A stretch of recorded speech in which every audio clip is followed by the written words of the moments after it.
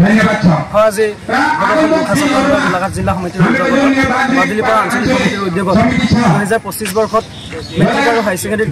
যিসকল শিক্ষাৰ্থীয়ে ভালদৰে পাছ কৰিছে তেওঁলোকক সম্বৰ্ধনা জনাবলৈ লগতে বাদুলিপাৰা আঞ্চলিক সমিতিৰ অন্তৰ্গত বিভিন্ন গোৰ্খা গাঁওসমূহ দলপা নিচিমিয়াতি জুলুঙাভেটি লগতে আমাৰ বাহাদুৰ ভেটি মাছপৰি গড়মূৰ গড়মৰাৰ যিমানখিনি অঞ্চল আছে এই সকলো অঞ্চল সামৰি আমি সকলো অঞ্চলৰ কৃতি শিক্ষাৰ্থীসকলক একত্ৰিত কৰি আজি আমি ইয়াত এখনি বিশেষ অভিনন্দন অনুষ্ঠান আয়োজন কৰিছোঁ লগতে আমি আপোনালোকক ক'ব বিচাৰিছোঁ যে আমি কেৱল অভিনন্দন অনুষ্ঠানৰ লগত সংগতি ৰাখি আমি ইয়াত জনজাগৰণ সভা আয়োজন কৰিছোঁ যাতে ভৱিষ্যত দিনত ইয়াত উঠি অহা নৱপ্ৰজন্মই গোৰ্খা ছাত্ৰ সন্থাৰ বিষয়ে বা ছাত্ৰ সন্থাই ভৱিষ্যত দিনত কেনেধৰণৰ কৰ্মপন্থা অৱলম্বন কৰিব আৰু কি জাতিটোৰ বাবে কি কৰি আছে এই কথাসমূহ জনাবলৈ জনতাৰ আগত আমি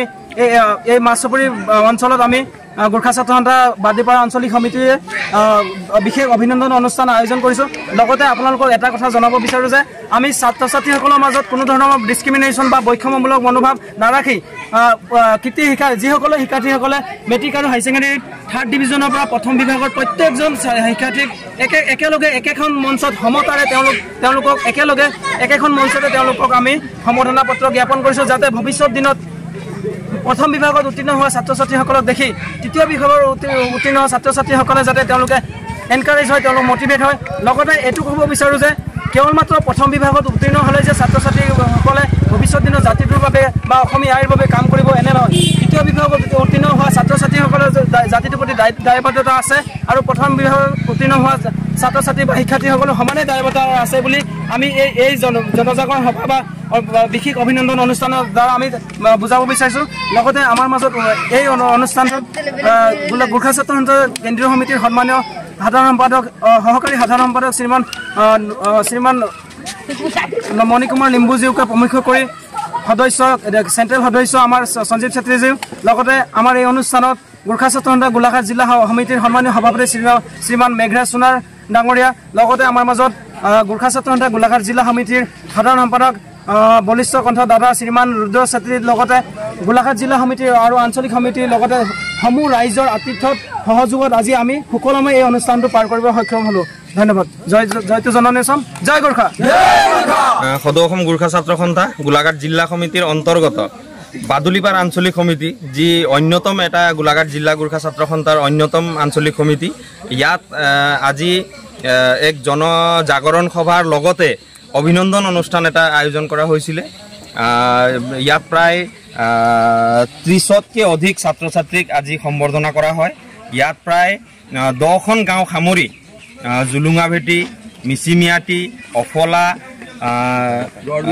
গড়মূৰা দলপা এনেধৰণে প্ৰায় 10খন গাঁও সামৰি ইয়াত আমাৰ গোৰ্খা ছাত্ৰ ছাত্ৰীসকলক অভিনন্দন জ্ঞাপন কৰা হয় য'ত হাইস্কুল শিক্ষান্ত পৰীক্ষা আৰু উচ্চতৰ মাধ্যমিক শিক্ষান্ত পৰীক্ষাত উত্তীৰ্ণ হোৱা ছাত্ৰ ছাত্ৰীসকলক আজি মানপত্ৰৰ সৈতে তেখেতসকলক সম্বৰ্ধনা কৰা হয় যিটো সভাত উপস্থিত থাকে কেন্দ্ৰীয় গোৰ্খা ছাত্ৰ সন্থাৰ সহকাৰী সাধাৰণ সম্পাদক মণিকুমাৰ লিম্বুদেৱ কেন্দ্ৰীয় গোৰ্খা ছাত্ৰ সন্থাৰ কাৰ্যকৰী সদস্য সঞ্জীৱ ছেত্ৰী ডাঙৰীয়া লগতে গোলাঘাট জিলা গোৰ্খা ছাত্ৰ সন্থাৰ সভাপতি মুখ্য অতিথি হিচাপে উপস্থিত থাকে মেঘৰাজ সোণাৰদেৱ লগতে গোলাঘাট জিলা গোৰ্খা ছাত্ৰ সন্থাৰ আৰু বিভিন্ন বিষয়ববীয়াসকলৰ উপস্থিতিত লগতে TMPK আৰু সদৌ অসম ছাত্ৰ সন্থা তেখেতসকলৰ বিষয়ববীয়াও ইয়াত আজি এই সভাখনত উপস্থিত থাকি সভাখন গাম্ভীৰ্যপূৰ্ণ কৰি তোলে আৰু অনাগত দিনত এই যি আমাৰ বাদুলিপাৰা আঞ্চলিক সমিতি এই আঞ্চলিক সমিতিখনৰ যি আজি আমি দেখিছোঁ যি জোশ